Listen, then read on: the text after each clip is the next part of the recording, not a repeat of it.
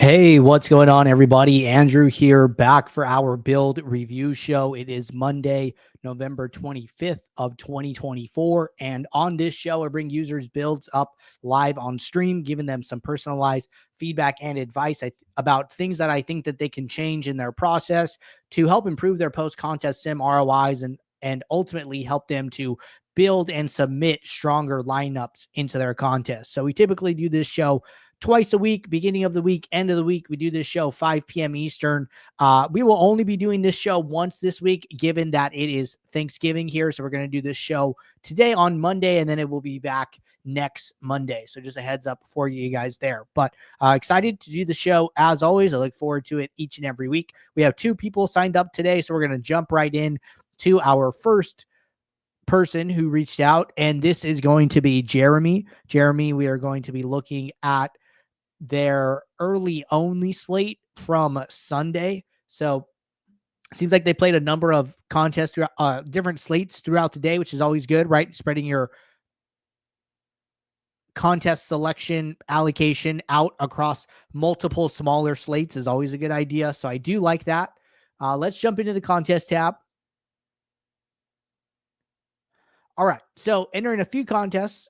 Quarter jukebox, $1.20 max, entering less than the maximum into the mini max, which is great, right? I think that it is a good idea to prioritize the $1.20 max over the 150 max. So I would recommend continuing to do that. So all is well on the contest selection front. No single entry or 3 max. I would recommend getting in a little bit of action there, whether it's like, the $1, the $1 3 max, the $3, even this $5 right here is a good contest to play, right? Very, very high number of unique entrants with 16,000 entries. You can only enter one, right? It's going to take 16,000 people to fill it up. So I would recommend doing that, but just a very minor note there.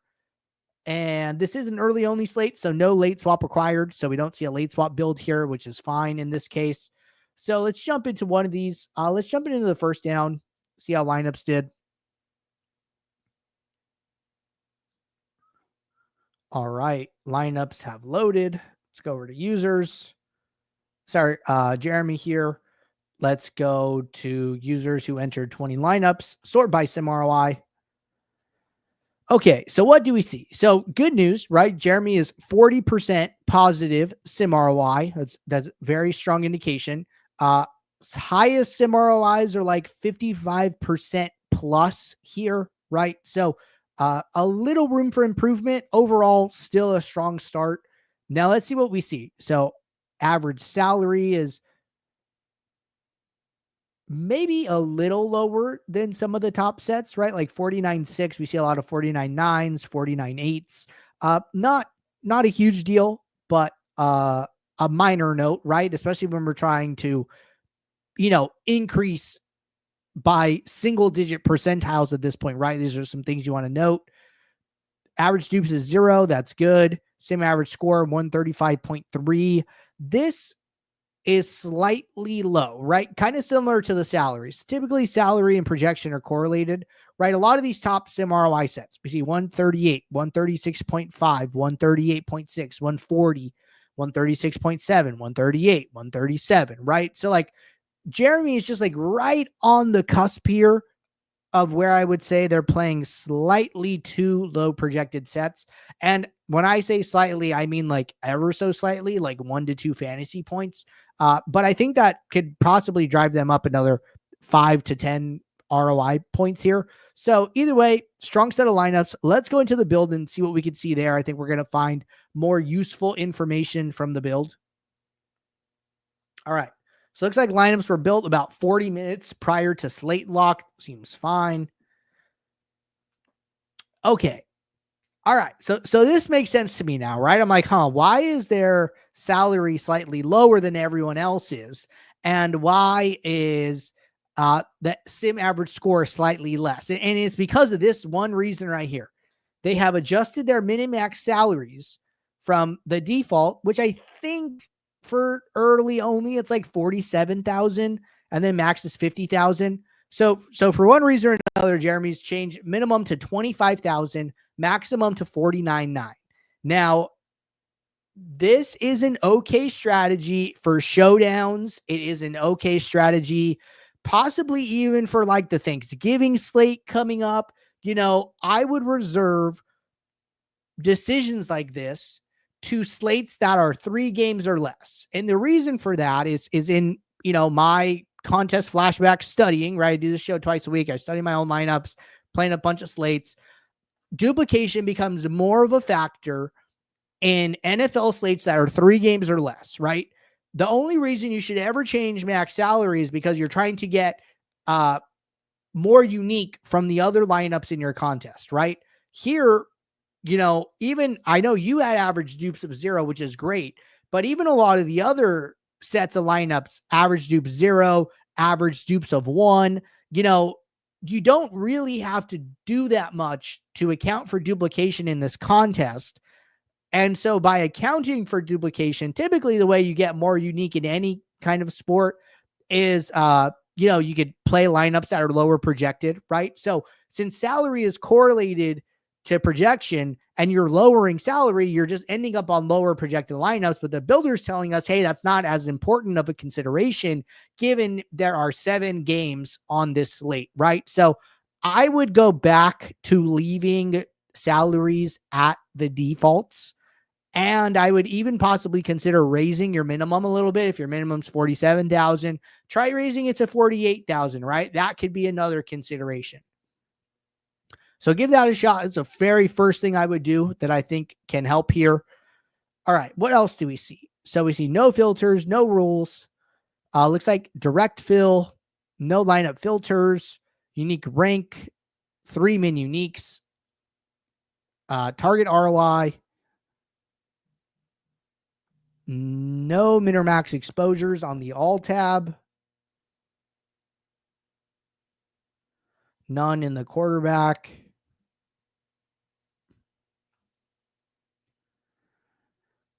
None in any of the positional tabs. Looks like they only made the 2 minor required projection adjustments.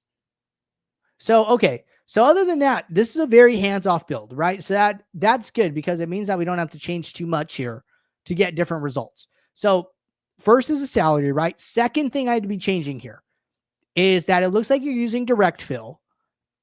And I would highly recommend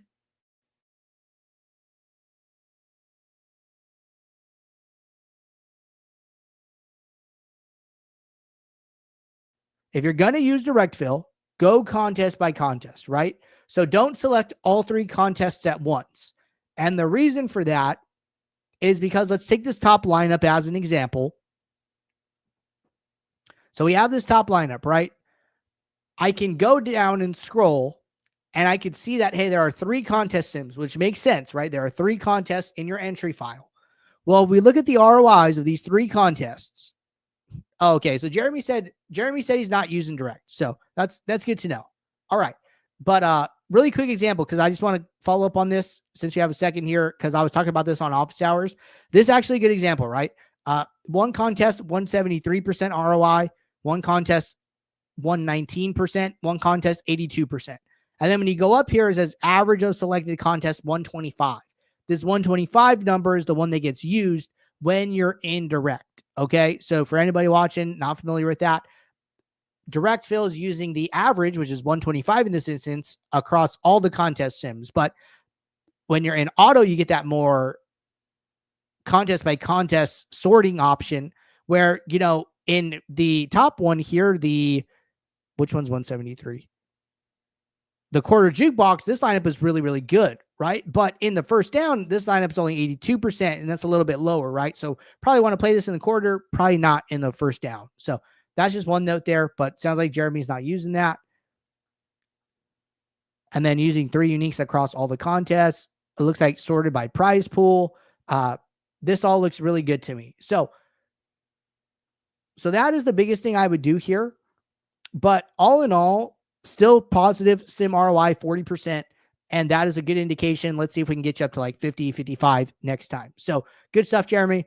Let me know if you have any questions. Glad you were able to catch the show and appreciate you signing up. All right. that was our first review of the day. And we are going to be moving on to Ruck here, who signed up in the Discord. And let me work on getting them up on the screen. And we're going to be doing, I don't love doing FanDuel reviews if we don't have to, just because we don't have the contest flashback tool for FanDuel. It's because FanDuel doesn't let us download the contest data. We're not able to provide the same resources that we are for DraftKings, where DraftKings allows us to download the contest data so we can load it into SaberSim and chop it up a bunch of different ways for you. So we're going to focus on your DraftKings main slate here. So let me get this up on the screen, and we're going to start in the contest tab as always.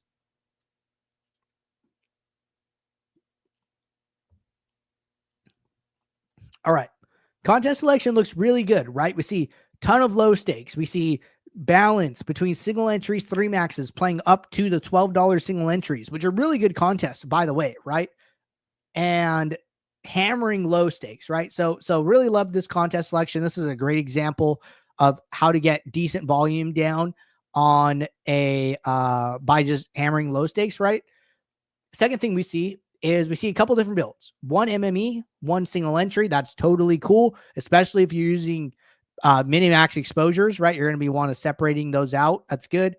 And then we see swap builds, right? I'm assuming one swap for the MME, one swap for the single entry, probably, and then they combined them. So all is well. Glad to see them late swapping here. So seeing a lot of the right things out of the gate. All right.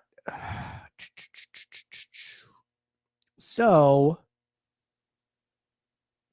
let's, for the sake of time, load up this 40 entry mini max. I think trying to bring up a 356,000 lineup contest is gonna be pretty intense on my computer. So I'd rather go with the smaller mini max with 40 entries, but this one is loaded up now. Let's go over to users. All right. Ruck here, 40 entries. So we're going to set this to greater than or equal to 40, which I would always recommend doing. Sort by sim ROI.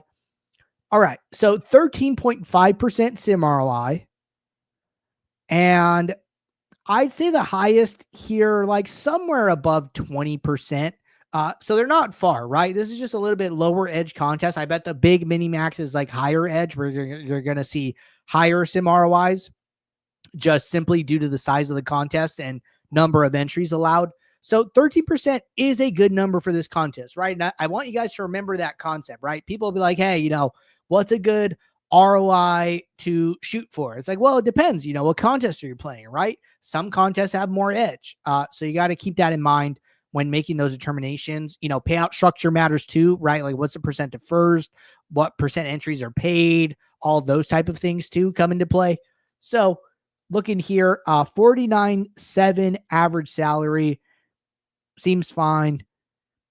0 average dupes, all unique lineups. 135.5 sim average score. This is like same as we saw for Jeremy, right? Just like right on the cusp of being too low, but probably has a minor impact. But if we can get like 1 to 2 points higher, where we're closer to, the middle of the pack at like 137, that probably increases sim ROI a little bit here. So given this is a 150 max contest where they put 40 entries into it, I'm going to jump to this MME build that they did about 40 minutes prior to lock. I think this will be the best one for us to spend some time looking at.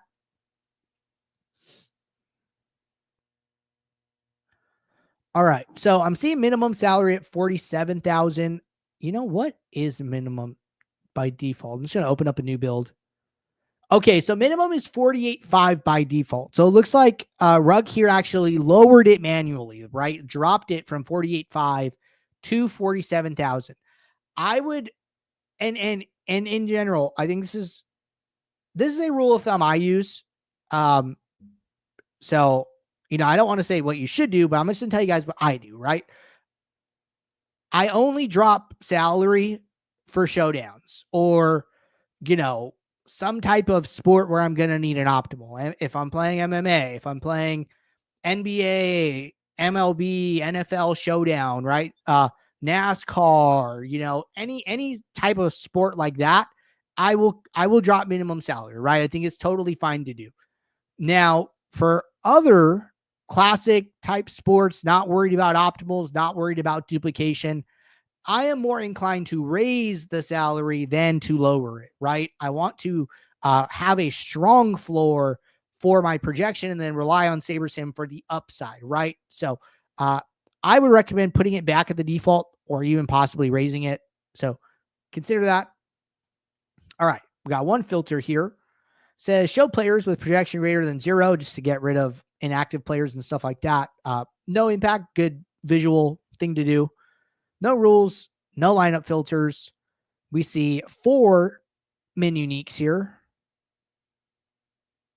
We see rank fill, which is okay, right? So rank fill allows a lineup to be used in more than one contest, right? So if the lineup grades out really well in one mini max and then grades out well again in a smaller mini max, the lineup can be put into both, right? That is okay. All right.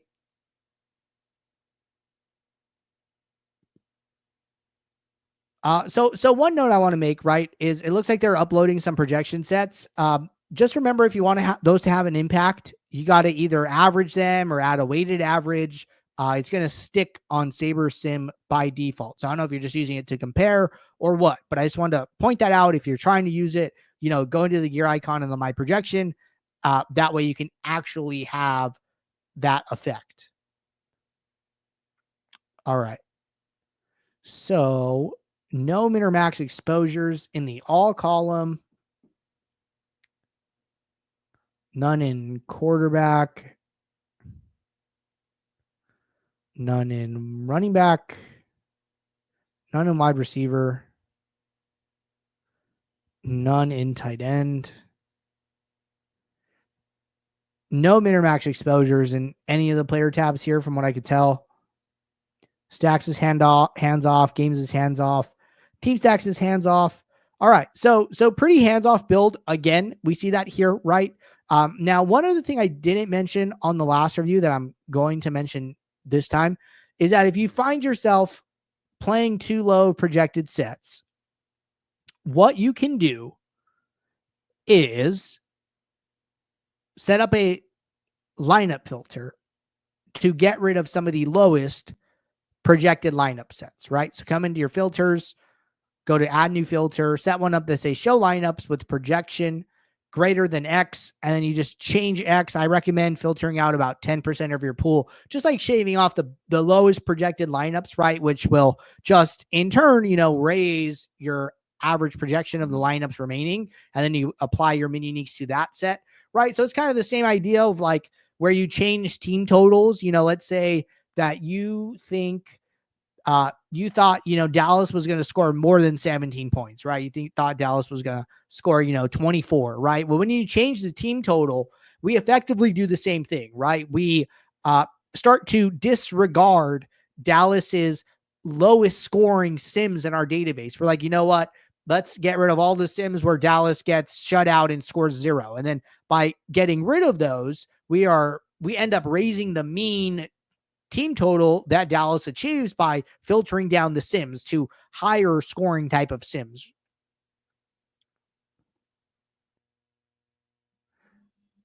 Okay. So it looks like my camera might have died here. So I apologize for that.